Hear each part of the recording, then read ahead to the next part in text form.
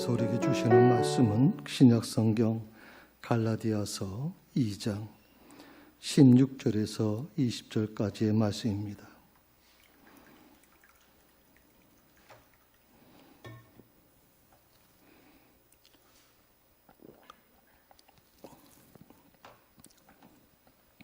(303면) (4면) 사이에 있습니다.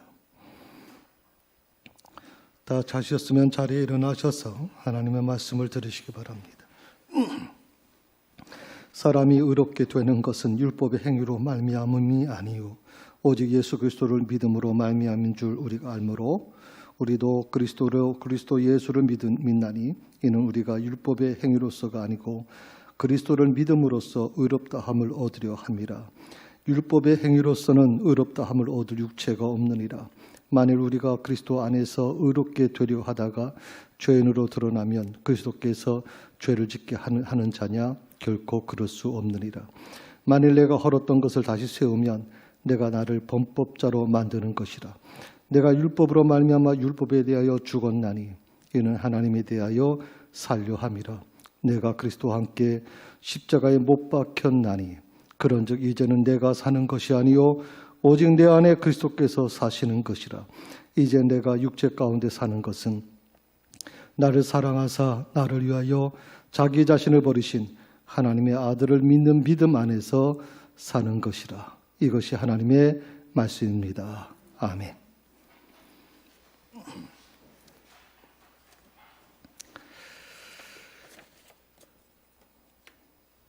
뉴스를 듣다 보면 우리 사회에서 문제가 터질 때마다, 문제라는 건 이제 안 좋은 문제입니다.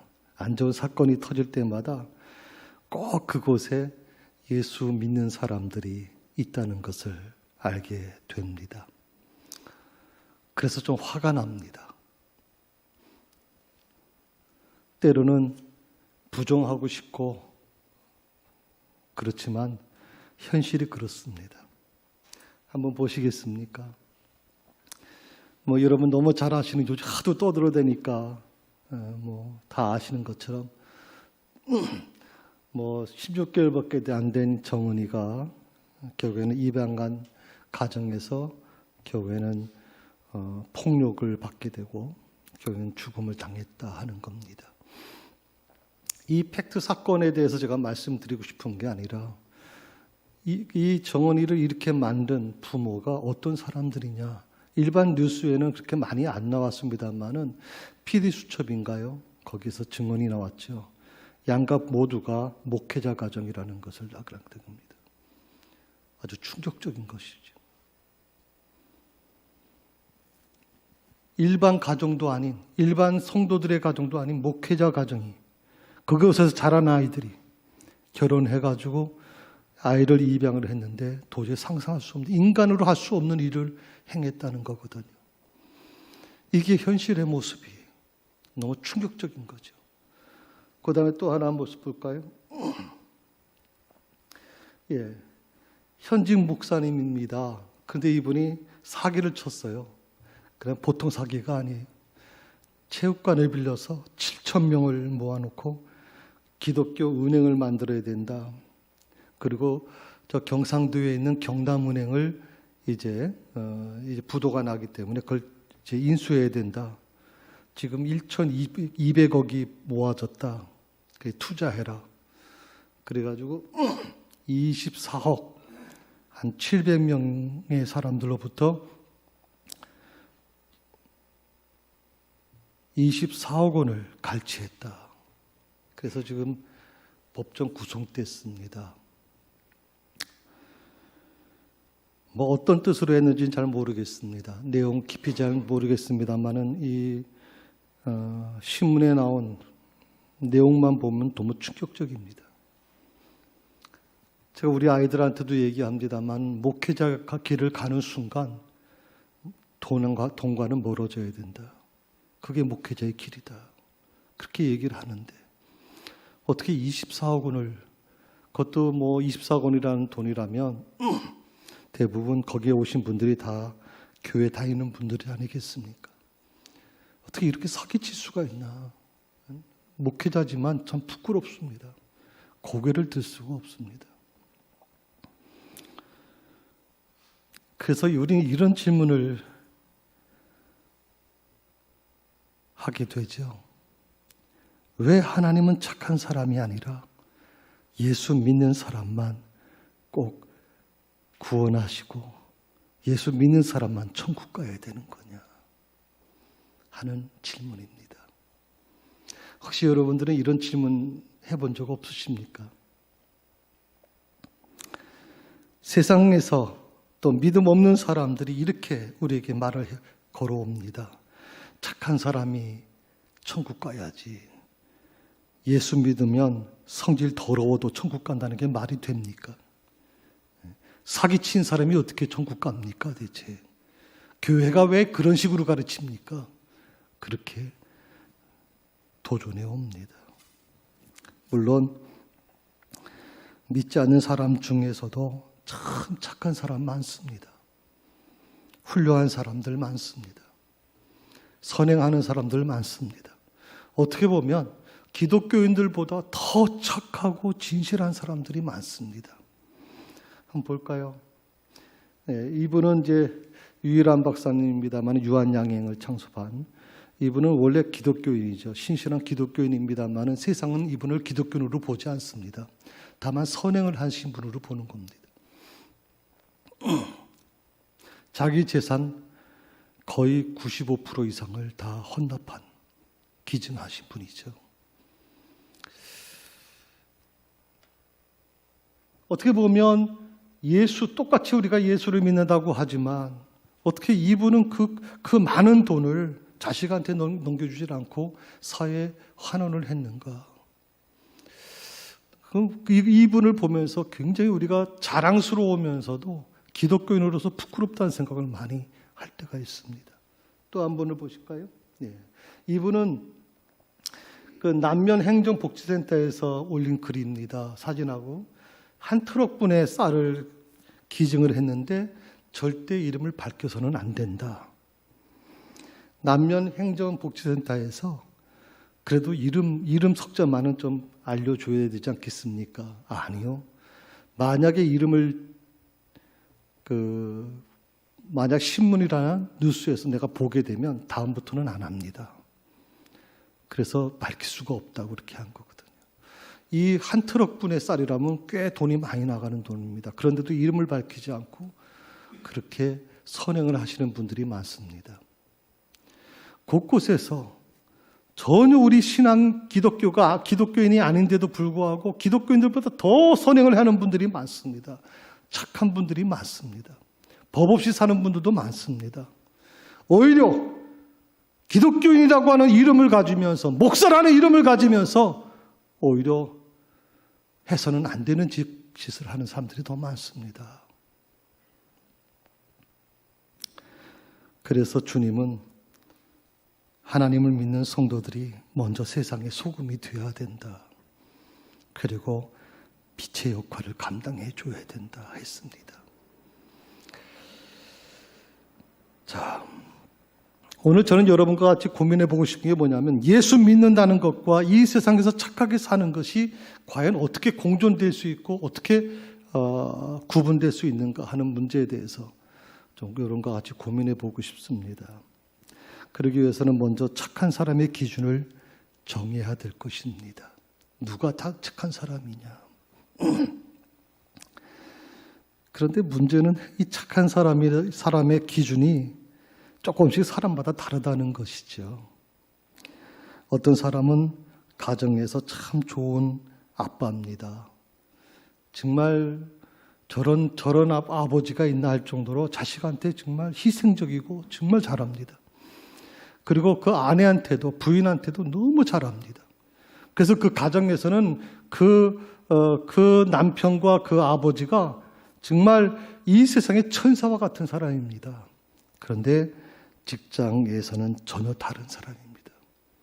부하 직원들이 그 사람 때문에 죽겠다고 난립니다. 사사건건 트집 잡고 부하 직원들을 아주 막 못사게 굴립니다. 입만 열었다 하면 막 쌍욕이 나오고 상상할 수 없을 정도의 그런 아주 악한 모습으로 바뀌어버립니다. 자, 가정에서는 천사와 같은 사람인데 어떻게 직장에서는 전혀 다른 악마와 같은 사람으로 바뀌었을까요? 누가 어떤 기준에서 우리는 착하다고 얘기할 수 있을까요? 또 어떤 사람은 직장에서는 참 착한 사람이라는 말을 듣습니다. 자, 그 부하 직원도 그렇고 상관도 그렇고 모든 사람들이 저 사람은 법 없이도 살 수 있어. 저 사람 직장에서 없으면 큰일 나. 정말 아주 인격적이고 좋은 사람이야. 그런데 가정을 돌보지 않습니다. 술만 먹었다 그러면 아내, 자식 구타하고 정말 그 아버지, 그 남편이 집에 들어오는 날 그 집은 지옥으로 바뀝니다. 어떤 게 착한 사람의 기준입니까? 직장에서는 착한 사람인데 가정에서는 완전히 폭군입니다. 이 코로나19 사태가 장기화되면서 가장 큰 문제가 뭐냐면 자영업 하시는 분들입니다. 가게를 갖고 운영하시는 분들. 소상공이라고 보통 얘기도 합니다만은 이분들이 참 굉장히 힘들죠. 정부도 요즘에 와서는 이제 그 자영업자들의 그 고충과 어려움을 알기 때문에 어떻게든지 그분들이 무너지지 않도록 어떻게든지 최소한 버틸 수 있도록 하는 지원금을 만들었다 이렇게 얘기도 들었습니다만은 이분들이 가장 힘들어하는 게 임대료입니다. 그래서 이분들이 하소연을 합니다. 건물주한테 좀 임대료를 깎아주세요. 이 코로나 기간 동안만큼은 임대료를 좀 삭감시켜달라고 요청을 하죠. 물론 임대료를 낮춰주는 건물주가 있다면 얼마나 좋겠습니까? 그런데 요즘에 뉴스를 보다 보면요, 임대료를 낮춰준 착한 건물주 얘기가 심심치 않게 올라옵니다. 자기 임대 건물에 있는 분들의 임대료를 낮추거나 아니면 이 기간 동안 안 받는 분도 있다. 계속 그 뉴스 한 채널에서만 나오는 게 아니라 각 채널마다 전부 다 특집으로 나옵니다. 그래서 우리는 듣고 싶지 않아도 들려옵니다. 이런 일이 있었구나. 장애인이 마스크를 두고 갔다는 거죠. 이런 착한 얘기들, 좋은 얘기들이 많이 들려오면 사실은 마음이 처음에는 따뜻해집니다. 우리 사회가 아직도 살만한 사회구나. 그런데 제가 오늘 여러분과 같이 고민해보고 싶은 게 뭐냐면 이 착한이라고 하는 단어가 너무 자주의 뉴스에 나온다는 겁니다. 너무 자주 나옵니다. 아주 귀에 닳도록 나옵니다. 그런데 결국에는 이 문제가 어떻게 우리에게 적용되냐 하면 이런 뉴스를 계속 반복해서 듣다 보면 왠지 임대료를 낮춰주지 않는 건물주는 모두 나쁜 사람. 저런 사람들은 처단해야 될 사람들. 이런 식의 사고방식이 만들어진다는 겁니다. 진짜 무서운 건 바로 이런 것이죠. 임대료를 낮춰줄 수도 있는 건물주도 있지만 임대료를 낮출 수 없는 건물주도 있습니다. 그거를 서로 형평성의 문제를 생각을 하지 않고 무조건 임대료를 낮춰주는 건물주는 좋은 사람, 착한 사람. 이런 일방통행적인 그런 것이 만들어지게 되면 그 사회는 굉장히 어렵습니다. 이러한 기사들이 어떻게 보면 국민들에게 나눔을 강요하는데 어떤 현상이 되냐면 심리학에서 이런 게 있습니다. 착한 아이 증후군이라는 게 있습니다. 제가 사전을 찾아보니까 이렇게 얘기합니다. 착한 아이 컴플렉스라고 하는 건데 타인으로부터 착한 아이라는 반응을 듣기 위해서 내면의 욕구나 소망을 억압하는 말과 행동을 반복하는 심리적 컴플렉스다. 문제는 뭐냐면 내가 착하지 않으면 사랑받을 수가 없다, 버림받을 것이다라는 믿음의 바탕에서 생성되는 것이라는 거죠. 그래서 남의 눈치를 보게 되고 결국 이렇게 이 착한 아이 증후군을 가지고 자라난 아이들은 그 성격이 두 가지를 갖게 됩니다. 내면과 겉의 모습이 다른 겁니다. 겉에는 착한 모습이지만 내면에는 악한 모습을 갖게 되는 것이거든요. 지금 우리 사회가 잘못하면 이 착한 아이 증후군에 걸려버릴 수 있다는 겁니다. 속과 겉이 전혀 다른 모습이 될 수 있기 때문에 물론 좋은 면도 물론 있겠죠. 그러나 제가 알고 있는 어떤 건물주는 그 월세를 받아서야 겨우 세금 내고 다 하느라고 그분도 굉장히 힘들게 사는 분인데 언제부터인가 이분이 마치 죄인 된 것처럼 주변 사람들의 눈치를 보게 되고 너무 힘들다고 하는 얘기를 한번 들은 적이 있어요. 그래서 우리가 한번 심중하게 생각해 볼 필요가 있죠. 오늘 말씀은 기독교의 가장 핵심이 되는 말씀입니다. 어떤 사람도 율법의 행위, 다시 말하면 우리 행위 같은 거, 행위로 의롭게 될 수 없다고 분명히 못 받고 계시는 거거든요. 오직 주님을 믿는 믿음으로만 의롭게 된다는 겁니다. 그래서 하나님을 믿는 사람들은 날마다 십자가 앞에 나와서 자신의 죄와 허물을 회개하는 삶을 살아야 됩니다. 날마다 그 일을 해야 됩니다. 주여, 저는 죄인입니다. 제가 잘못한 부분이 많습니다. 부지 중에 저지른 잘못도 용서해 주십시오, 하나님. 이런 기도를 우리가 드리지 않습니까? 그렇게 어떻게 보면 하나님의 기준이 회복되는 삶, 율법이 아니라 믿음으로 살고자 하는 그런 마음들, 그것이 회복되는 삶이 바로 신앙인의 삶이다 하는 것이죠. 그러므로 내가 기독교인으로 산다는 것은 착하게 산다는 게 아닙니다. 착하게 사는 게 곧 그 기독교인의 삶이다, 그렇게 얘기할 수 없습니다. 사람들은 교회를 다니는 것과 예수를 믿는 것을 동일시합니다.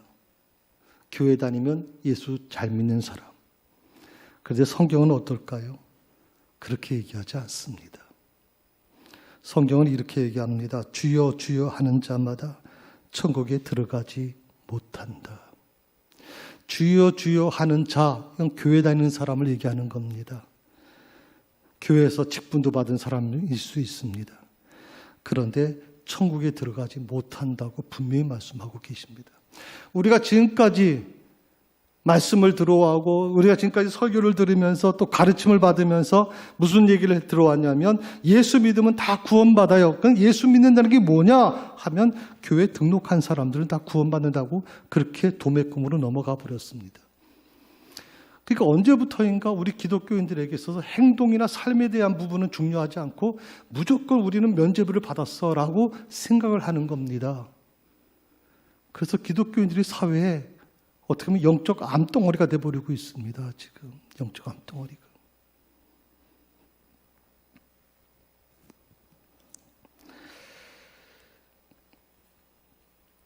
교회 다니는 사람, 그 사람이 곧 예수 믿는다는 거하고 동일시할 수는 없다. 때로는 성질 더러운 사람, 야, 저런 사람도 예수 믿어? 저런 사람이 어떻게 예수 믿는다고 할 수 있어? 그런 사람도 때로는 시간이 가면서 저 사람이 변화될 수 있다 하는 그 가능성을 우리가 보게 되는 거거든요. 제가 한번 예화를 이 주일 설교 때 예화를 드렸는지 아니면 성경 공부 때 예화를 드렸는지 잘 모르겠습니다만은 제가 부목사 때 교회에서 항존지 선거가 있었습니다. 그때 제가 그 항존지 선거에 이제 당선되신 피택자들, 특히 권사님들을 제가 지도를 했기 때문에 그 피택 권사님들을 이제 지도를 하는데 제가 두 가지를 그분들에게 내놨습니다. 당신들의 남편 중에 남편의 좋은 점 몇 가지 쓰시고 그 남편의 나쁜 점을 몇 가지 쓰세요. 그렇게 종이를 내줬습니다. 고민들 하면서 대부분 다 좋은 점을 썼죠. 좋은 점을 쓰는데 저희 교구는 아닌데 다른 교구에 있는 권사님 한 분, 그 피택 권사 되신 분이 그렇게 썼습니다. 그 남편이 술 중독자라는 거죠. 하루 한 날 술 먹는데요. 일주일에 6일은 술을 먹는데요. 그럼 술을 먹고 나서 인사불성 돼가지고 집 앞에 들어놓 있대요. 이게 지나가는 그 지역에 있는 제가 있던 곳이 아현동 연리동인데 거기 사람들이 밀집 지역이거든요. 그러니까 거기 지나가는 사람들이 손가락질하고 또 술을 먹었으니까 토하고 막 이런 것 때문에 지역에서도 아주 소문날 정도로 그렇게 안 좋은 소문을 들었다. 그런데 내가 그 구원사님한테 아주 충격적인 얘기를 들었어요. 목사님, 저 남편 죽이고 싶어요. 그리고 저 죽이는 꿈을 꾸고 있대. 죽이는 꿈을 꾸고 있대. 나 그 말 듣고 충격받았거든. 권사가 되실 분이 남편을 죽이는 꿈을 꾸고 있대.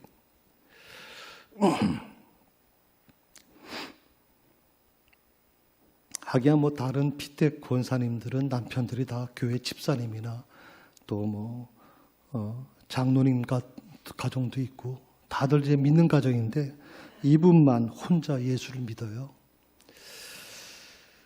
그래서 제가 그분에게 기록한 걸 제출하라 그래서 제가 봤어요. 남편의 싫은 모습 크게 몇 가지를 얘기하는데 그중에 대표적인 게 술을 많이 먹는 것이 아주 싫다든, 술 냄새만 맡아도 난 역겹다든. 그래서 또 두 번째는 교회를 다니지 않는 게 싫다든. 좋은 게 뭐냐라고는 해봤어요. 처음에는 좋은 게 뭐가 있어요, 목사님? 죽이고 싶을 정도인데 뭐가 좋아요? 좋은 거 한번 찾아보셔서 말씀하세요. 그랬더니 그렇게 얘기를 합니다. 기록해놨어요. 술을 먹어서 인사불성이 돼도 꼭 집은 찾아온대. 외박하지 않고 집 안에 어떻게든지 온대. 그래가지고 집 밖에서 새벽까지 들어오는 자는 경우도 있고, 그래서 제가 본인이 한 새벽 3시에 나가서 확인한다네, 꼭. 근데 꼭 집을 찾아온대. 두 번째, 지금까지 30년 넘게 살면서 한 번도 본인 보고 돈 벌어 오라는 말을 안 했대요. 직장 다니라는 말을 안 했대요. 자기는 그게 너무 사실 고맙대. 세 번째로, 교회 다니는 것을 허락해 줬다는 거죠. 교회에서 뭘 하던, 교회에서 뭘 어떻게 봉사를 하던 전혀 거길 터치하지 않았다. 한 번도. 그리고 네 번째로, 자신한테는 힘든 남편이었지만 자식들한테는 정말 존경받는, 자식들한테는 너무나도 잘하는 아빠다. 제가 피택 권사 되신 분한테 얘기했어요. 권사님은 천국 가긴 글렀어요. 그러니까 권사 받지 마세요.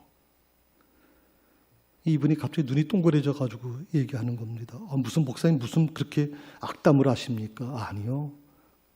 집사님은 내가 볼 때는 구원받을 자격도 없어요. 왜? 집사님 꿈에서 남편을 몇 번 죽였어 대체? 마음으로 대체 몇 번 죽였어요? 예수님 말씀하신 대로 마음에 이미 악한 살인하고 싶은 마음을 푸는 순간 이미 살인한 거라고 얘기했는데 지금 남편을 몇 번 죽이신 겁니까? 제가 교회에다 청원해서 피택 권사 취소하도록 그렇게 청원하겠습니다. 이분이 막 우시면서 목사님 어떻게 하면 좋을까요?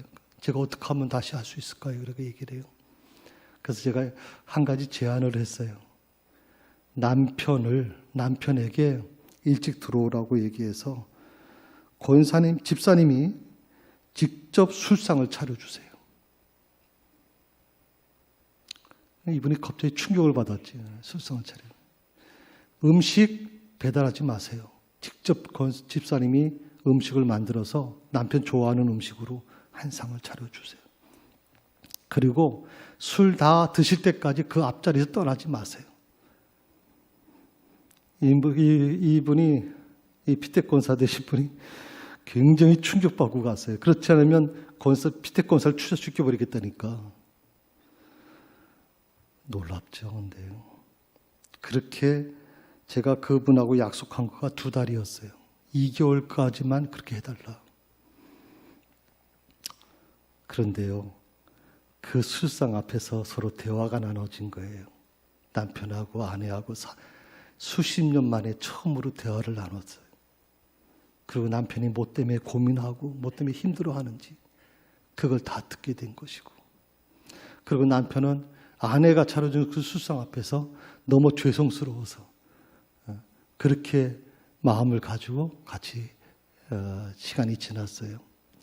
놀랍게도요, 6개월 만에 교회를 나오셨어요, 그분이. 그리고 교회 집사님이 되셨어요. 지금은 그분은 그 교회 은퇴 집사님이세요. 물론 지금 술 안 드세요, 여러분.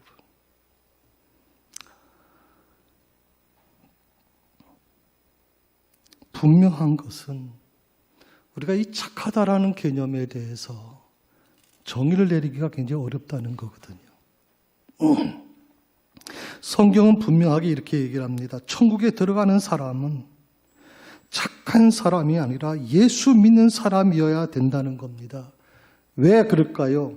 착하다는 기준이 분명하지 않기 때문에 그렇습니다. 잘생긴 사람의 모임이 있습니다.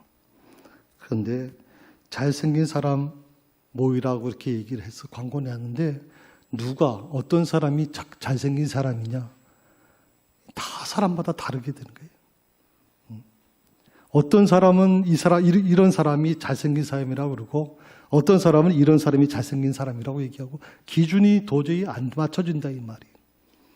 그래서 우리나라 같은 경우에는 좀 지나치게 성령 쪽에 너무 많이 발전됐어요. 그래서 사람을 똑같이 만들어 버려요. 요즘에 여러분 그 미스 코리아가 없어졌지만, 옛날에 얼마 전까지만 해도 미스 코리아 보면 다 비슷비슷해요. 성령을 전부 다 해가지고 다 비슷해요. 키 큰 사람의 모임이 있습니다. 과연 어느 정도 돼야 키 큰 사람이라고 기준이 될까요? 저도 제가 자랄 때는요, 제가 173인데, 그 당시에는, 제가 자랄 때는 중학교, 고등학교 때는 제가 그래도 뒷자리에 앉았어요. 그때는 작은 키는 아니었어요. 근데 요즘에 우리 학생들, 청소년 애들 보면 얼마나 키가 큰지, 기본 180이 보통이라고 얘기를 한단 말이에요. 우리 황진 집사님, 우리 조경 집사님 뒤에 계시지만, 그 큰 아들 찬이가 오늘 공고사님하고 키를 재는데 공고사님보다 더 큰 것 같아요. 지금 초등학교 몇 학년이요? 이제 5학년. 난 놀랐어요. 요즘엔 키가 큽니다. 그러니까 키 크다는 그 기준을 어떻게 맞추냐 이 말이에요. 한 2m 정도 넘으면 키 크다 그럴까요? 아니면 뭐 190, 180? 안 돼요. 기준이 명확하지 않아요. 그래서 우리는 기준이 키 큰 사람의 모임이라는 게 어떤 기준을 정확하게 정할 수가 없는 거예요. 이건 마찬가지로 착하다는 기준도 마찬가지예요. 어떤 사람이 착한 사람이냐 하는 거예요. 착하다는 것은 절대적인 게 아니죠. 상대적인 거예요. 착하다는 거. 저 사람에 비해서 저 사람이 좀 착해. 나를 기준으로 하면 나보다 조금 저 사람이 착하지 않은 것 같아. 다 자기를 기준으로 모든 걸 생각한단 말이죠. 그렇기 때문에 착한 사람이라는 이유만으로는 절대로 천국에 들어갈 수가 없어요. 그건 사람의 기준이기 때문에. 그런데 성경을 보게 되면 이 절대적인 선의 기준, 그 기준을 가지신 분이 소개되고 있어요. 그분이 바로 누구냐면 바로 하나님이세요. 마가복음 10장 18절에 보게 되면 이렇게 얘기를 합니다. 하나님 한 분 외에는 선한 이가 없느니라. 하나님만이 선이다.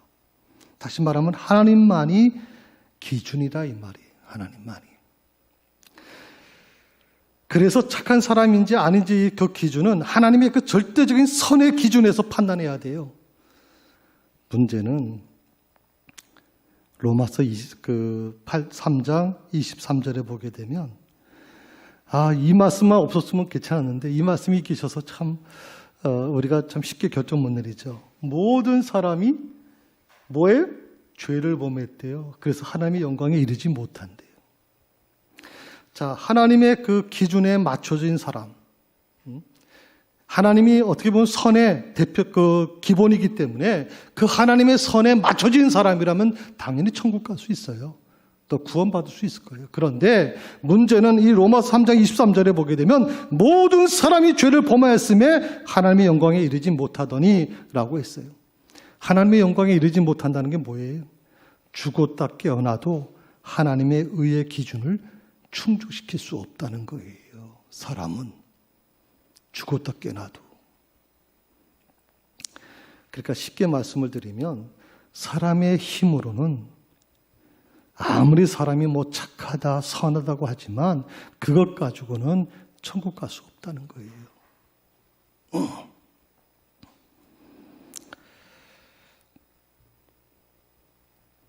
그래서 하나님께서 주시는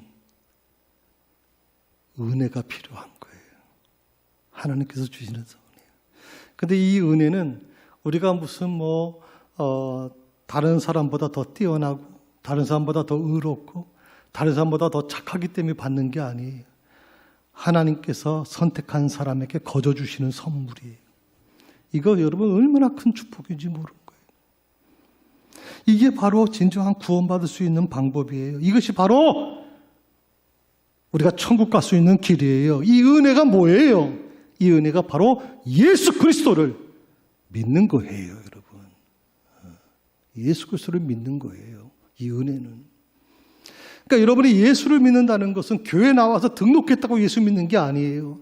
진정으로 예수 믿는 사람은 천국이 보장돼요. 예수 믿는 사람은 구원이 보장돼요, 여러분. 그게 바로 은혜란 말이에요, 은혜. 나와 여러분은 바로 이 은혜를 받은 사람들이란 말이에요. 사람들이 물어요. 착한 사람이 천국 갈 수 있을까요? 착한 사람이 천국 가야 되지 않을까요? 제가 여러분에게 말씀을 드렸어요. 앞에서 착하다는 기준이 명확하지 않다. 사람마다 다 다르다. 기준이 없다. 우리가 이 자라고 하는 거 아시잖아요, 여러분. 왜 이 자가 필요할까요? 왜 여러분 무게를 다는 측량도 역시 마찬가지로 정해져 있잖아요. 그게 왜 필요합니까? 그렇지 않으면 혼란에 빠지기 때문에 그래요. 이 착하다는 것에 대한 기준이 분명하지 않아요. 그래서 구원을 얻을 수 있는 유일한 방법은 딱 하나예요. 오직 예수 그리스도를 믿고 하나님이 주시는 은혜를 받아들이고 그 은혜 속에 사는 것. 그게 진정한 우리가 구원을 받는 방법이고 천국에 가는 길입니다. 구원은 착한 사람이 받는 거 아닙니다. 천국은 착한 사람이 가는 곳이 아닙니다. 비록 성질이 좀 더러워도 예수님을 구원자로 믿는 사람, 저는 그런 사람에게 열려 있다고 저는 믿습니다. 사람이 성장할 수 있다는 거, 사람이 바뀔 수 있다는 이 가능성이 없다면 우리는 어렵습니다. 제가 늘 결혼 주례할 때마다 그렇게 얘기합니다. 지금은 천사처럼 보이죠. 조금 지나면 악마처럼 보일 겁니다. 그때를 이기셔야 됩니다. 그때는 서로를 보지 마시고 하나님을 통해서 보십시오. 그렇게 얘기합니다. 기도하십시다. 주님, 내가 착한 사람으로 사는 것과 예수님을 믿는 믿음으로 사는 것을 구분할 수 있는 지혜를 허락해 주옵소서. 착하다는 기준조차도 하나님께 맡깁니다. 나는 그것조차 구분할 수 없는 사람입니다. 오늘 나의 삶 속에서 내 기준이 아닌 하나님의 뜻과 기준을 알게 하여 주시고 주님의 뜻을 따라 주님과 동행하는 삶을 살 수 있도록 저희를 인도하여 주시옵소서. 예수님의 이름으로 기도드립니다. 아멘.